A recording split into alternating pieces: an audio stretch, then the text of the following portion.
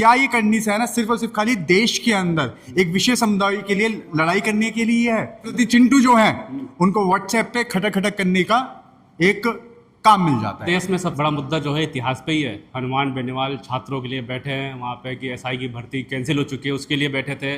उसके बाद जो उन्होंने इतिहास में बयान दिया, उन्होंने कहा कि जो इतिहास के पन्नों में लिखा था वो ही दिया कि राजपूतों ने कुछ राजाओं ने, सारे राजाओं का नाम नहीं लिया उन्होंने, कुछ राजाओं ने समझौते किए हैं, वो इतिहास में दर्ज है। उसको लेकर जो है अब करणी सेना एक्टिव हो चुकी है और कह रही कि अब जो है महापुरुषों का अपमान हम नहीं सहेंगे। अब जो है 8 तारीख को नागौर जो है वो हनुमान बेनीवाल का संसदीय क्षेत्र है, वहाँ घुस के उनको बताएंगे, आर पार की लड़ाई करेंगे। तब पंडित मोहित गौड़ हमारे साथ इनसे बातचीत करेंगे। पंडित जी पहले तो स्वागत है आपका। देखिए बहुत बहुत शुक्रिया जुनेद भाई और आपके सभी दर्शकों को मेरी तरफ से जय श्री राम। जी पंडित जी क्या लगता है जिस तरीके से करणी सेना के बाद फिर एक्टिव हो गई राजस्थान में, पहले उत्तर प्रदेश में एक्टिव थी, आपने प्रदर्शन देखा, किस तरह से प्रदर्शन किया, आप राजस्थान में उन्होंने अल्टीमेट दे दिया? देखिए जुनेद भाई पहली बात तो ये कि जब हम इतिहास पे बात करते हैं, इतिहास पे बात करी क्यों जा रही है? इतिहास जो है जो ये कह रहे हैं कि हमारे राजा और महाराजाओं का अपमान हो रहा है, आप एक बात बताइए, ये करणी सेना जब पाकिस्तान ने भारत के अंदर आके आतंकवादियों ने जब हमला किया था, जब आम लोगों को मारा गया था, तो ये करणी सेना कहाँ थी? ये सेना उस टाइम पे हिंदुस्तान के बॉर्डर पे जाके क्यों हमला नहीं कर पाई?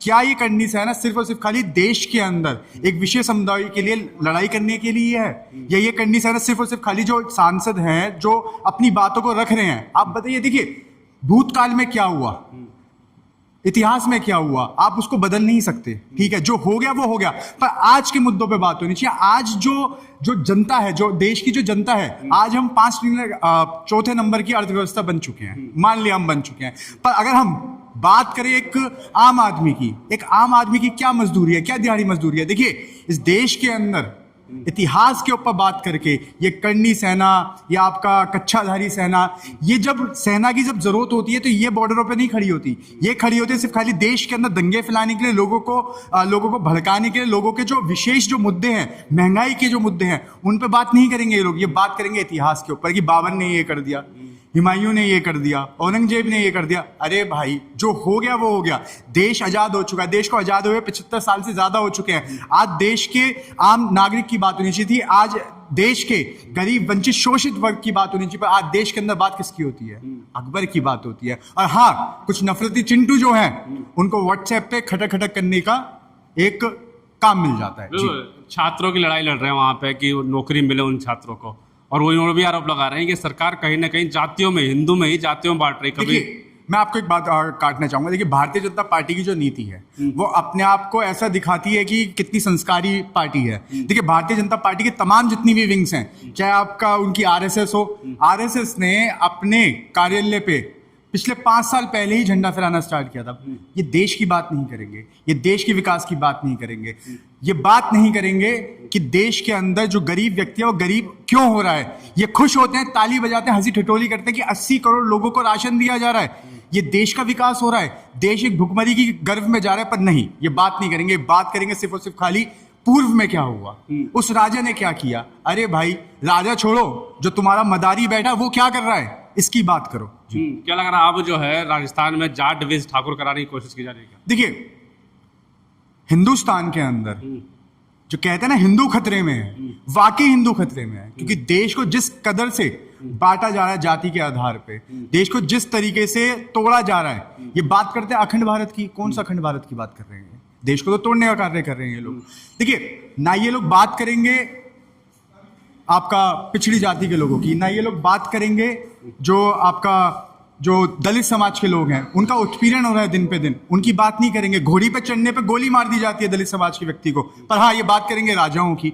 अरे वो राजतंत्र जो है वो जा चुका है, तो अपमान, बुजुर्गों का अपमान बर्दाश्त थोड़ी करने की। आप एक बात बताइए, किसका अपमान हो गया? बुजुर्गों का, उनका अपमान। अरे किसका अपमान हो गया? किसका अपमान हो गया? जो देश की जनता मर रही है उसका कौन जवाबदेही करेगा? क्या गृह मंत्री ने आके अब तक जो आपका हमला हुआ पुंछ के अंदर, अब तक आगे गृह मंत्री ने क्या देश के सामने माफी मांगी? ये लोग तो निकल पड़े हैं रोटी सेकने के लिए, वोट की रोटी सेकने के लिए निकल चुके हैं ये लोग निकल चुके हैं, देश के आम जनता को गुमराह करने के लिए निकल चुके हैं, ये ऑपरेशन सिंदूर के नाम पे वोट मांगने निकल चुके हैं। पर हाँ, क्योंकि मोदी जी डरते हैं, मोदी जी अमित शाह डरते हैं कि देश ला दिया पाकिस्तान को। आप कहाँ ला दिया? आप एक बात बताइए, जब समय था, जब सही समय था, जब आपका पाकिस्तान अधिकृत जो भारत की जो जमीन है, कश्मीर जो है, जब लेने का जब समय था, उचित समय था, उस टाइम पे तो ये भाग गया है वहां से, और आप ढिंडोरा पीट रहे हैं ऑपरेशन सिंदूर का। गरम सिंदूर पहनता उनके रगों में। आप मोदी जी जो व्यक्ति अपनी पत्नी का सिंदूर नहीं संभाल पाया, वो व्यक्ति उसके रगों में सिंदूर घूम रहा है। अरे वाह, आप कैसी बात करें पत्रकार मोदी, इतनी चापलूसी अपने शब्दों से कह रहे हैं। तो आपको सवाल करना चाहिए, आप सवाल उनसे ना करके, आप सत्ता से ना सवाल करके आप विपक्ष के लोगों से सवाल करते हैं। पर किंतु सच्चाई आप भी जानते हैं, देश की जनता भी जानते हैं, आपके दर्शक भी जानते हैं कि मोदी सरकार के अंदर देश कितना सुरक्षित है। जी, घर घर सिंदूर बांटने वाली बात विपक्ष ने फैलाई है, कह रहे हैं भारतीय जनता पार्टी के नेता। देखिए, आप एक बात बताइए, हिंदू धर्म के अंदर सिंदूर जो है पत्नियों को कौन देता है? उनका पति देता है, पति देता है। ये लोग बात करते हैं सिंदूर बांटने की, बात कर रहे हैं ये लोग। नहीं, फैलाया है। अरे पहले किसका मैनिफेस्टो निकला था? किसके सोशल मीडिया पे ट्वीट हुई थी ये सब चीजें? किस पार्टी ने करी थी? तो कह रहा है ना कि किस पार्टी ने करी थी? क्या उनका जो ट्विटर हैंडल जो है, जो उनका फेसबुक हैंडल जो है, जो उनका यूट्यूब हैंडल जो है, वो क्या फर्जी लोग चला रहे हैं? इतनी बड़ी पार्टी, इतनी बड़ी पार्टी कहते हैं वो अपने आप को, सबसे आपका देश की सबसे बड़ी पार्टी है, अनेकों राज्यों में उनकी सरकार है, पर वो फर्जी वाला वो खुद फैला रहे हैं। देखिए, देश के अंदर बात होनी चाहिए आपका लोगों की आर्थिक स्थिति के ऊपर। देखिए, देश के अंदर काम नहीं है, एक नौजवान व्यक्ति नौकरी पाने के लिए त्राहिमाम कर रहा है। इस टाइम पे आईटी सेक्टर के अंदर इतने ज्यादा गिरावट आ चुकी है, लोगों की नौकरियां जा चुकी हैं, लोग इस टाइम पे रेडियां लगाने को तैयार है। देखिए, मैं नौकरी दिलाने के लिए संघर्ष कर रहा, आंदोलन में बैठा है, ये आप देखिए ना, उनको खिलाफ तो वो करनी सेना, जब देश को जरूरत थी सेना की, तो वो सेना छुप के बैठ गई, वो सेना बॉर्डर पे नहीं गई। पर हाँ, जो व्यक्ति आज युवाओं की लड़ाई लड़ रहा है, जो भविष्य के लिए लड़ाई लड़ रहा है, भविष्य के बच्चों के लिए लड़ाई लड़ रहा है, उनके लिए निकल पड़ी है करनी सेना। ये लड़ाई हो गया 8 तारीख को। करनी सेना पाकिस्तान के बॉर्डर पे क्यों नहीं गई? हिंदुस्तान पाकिस्तान बॉर्डर पे क्यों नहीं गई? हनुमान बेनीवाल से माफी मंगवाएंगे, क्यों नहीं गई? पाकिस्तान से क्यों नहीं माफी मंगवाई? उनका खुद का मुखिया जाके बिरयानी खाया था, और वो बात करते हैं कि मतलब कि दूसरी पार्टी के लोगों की। आप कह रहे हैं करनी सेना, अखिलेश यादव वाले की बात कर रहे हैं। अखिलेश यादव ने कहा था करनी सेना नहीं है, मैं योगी सेना है। आप भी वही कह रहे हैं। ये क्यों नहीं जा रहे बॉर्डर पे? ये क्यों नहीं गए बॉर्डर पे? पूछता है भारत, क्यों नहीं गए? अपने चैनल के माध्यम से पूछिए, ये क्यों नहीं गए? ये क्यों नहीं गए हिंदुस्तान पाकिस्तान के बॉर्डर पे? चुकवा देंगे हनुमान बेनीवाल को। देखिए, ये लोग सच्चाई से डरते हैं। अगर ये करनी सेना इतनी हितैषी है देश की, तो ये क्यों नहीं बात करती देश के मुद्दों पे? क्यों नहीं बात करती? क्या इतिहास के पन्ने संभालने के लिए देश के अंदर बहुत सारी चीजें हैं, ठीक है? देश का समय खराब ना करें, देश की जो ये तोड़ा फोड़ी जो करते हैं वो ना करें। देखिए, जो हो गया वो इतिहास था, ठीक है? आज की बात करें, आज के मुद्दों पे बात करें, महंगाई पे बात करें, अनएम्प्लॉयमेंट पे बात करें, आप बात करें देश के अंदर। देखिए, मैं गाजियाबाद जिले से आता हूँ।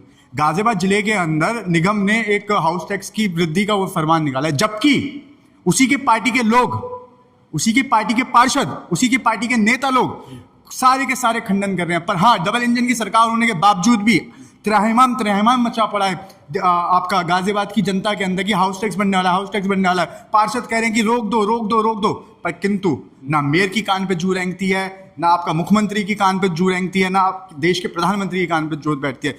ये सिर्फ और सिर्फ खाली व्यापारी पार्टी है, जनता को लूट खसोटने का काम करती है। आप बताइए, अभी आपने देखा हो कुछ समय पहले जो रेडी पटरी वाले लोग थे, उनकी रेडी पटरियां इन्होंने पलटवाने का काम किया। इन्हीं की पार्टी के लोगों ने जो ऑटो चालक जो लोग हैं, जो रिक्शा चालक जो लोग हैं, उनका रिक्शा रोकने का कार्य किया। गरीब जनता जाए तो जाए कहाँ, करे तो करे क्या? पर यहाँ पे बात नहीं करेंगे। पर हाँ, ये अरनी सेना, करनी सेना, RSS, चंगू मंगू कच्चेधारी, ये बात सिर्फ क्या करते हैं इतिहास के ऊपर। अरे इतिहास चला गया, आज के नौजवान व्यक्ति को इतिहास से कोई मतलब नहीं है। आज के नौजवान व्यक्ति सिर्फ और सिर्फ अपना विकास मांगता है, अपना कार्य मांगता है, अपना काम मांगता है।